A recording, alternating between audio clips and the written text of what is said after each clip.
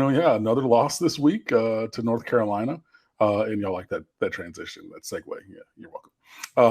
And everything. But man, it was still just not following directions, not doing our jobs on the field, right? So first drive, third down, 74-yard touchdown up the sideline. Again and again, it was Cam Kinchins who, playing cover 2, decided he thought he knew what they were going to run. And so he goes to jump that route. So he wants to, he went to go cheat, basically. He's like, I think I know what they're doing. I'm going to be Ed Reed, right? I'm going to eschew my responsibility and go do this because I think I saw it on film and I'm going to go make this play. Except for they weren't running what he thought they were. And it's Tyreek Stevenson, cover 2 corner, you're not going to carry that guy up the sideline. Your responsibility is that flat area. So you're looking for him to be there by the play call. So you didn't see him pointing on the field like it was the NCAA video game or something, right? But Stevenson carried him a little bit, let him go because there was somebody in front of him still. So he's like, cool, I'm going to go do this. Cam wanted to cheat, did that, 74 yards, boom. Kevin Steele, even on Monday, said, look, man, we're playing too high. That was the call. We're playing too high. He has the deep half. That's his job. Didn't follow directions like we're talking about in our cooking analogy, right? He didn't do what was dictated.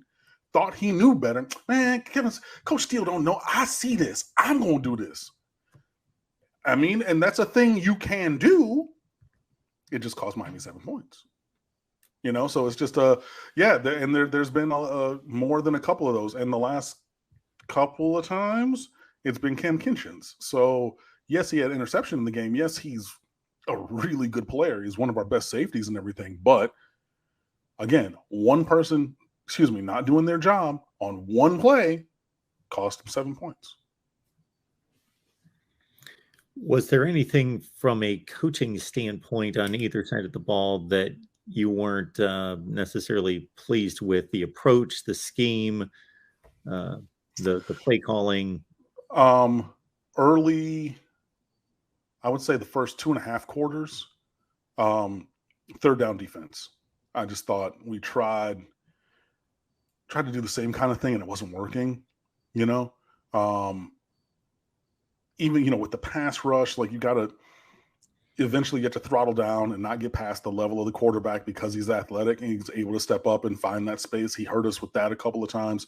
And then just like not being situationally aware, again, Kevin Steele spoke to this on Monday. He's like, in the game, there was like a 3rd and 9 and a 3rd and 11 on that long drive that they had.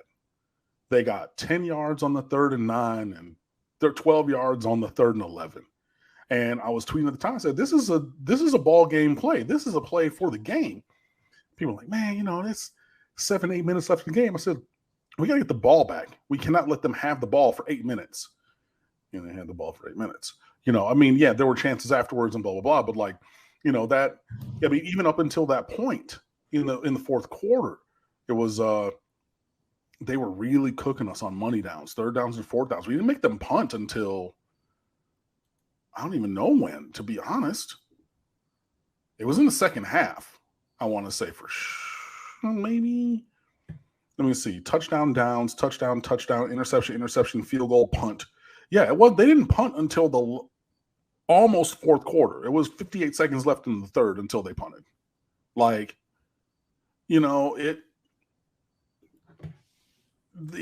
just weren't able to get off the field. In terms of offensively, we got to find a run game, any semblance of a run game.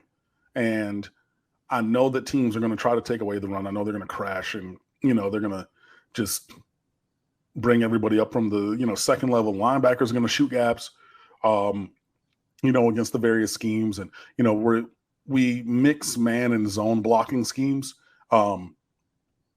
but some of them are slow developing. Like if you're running a power play or a GT, counter or something, you're bringing guys from one side of the line to the other, and they might be athletic enough to do it, but they're not the most athletic guys in the world. And regardless, there are keys that you can read. I mean, if you see these, like what play is that? Vince Wilfork, Leon Washington. You know that play that I'm talking about where he just destroys him in the backfield?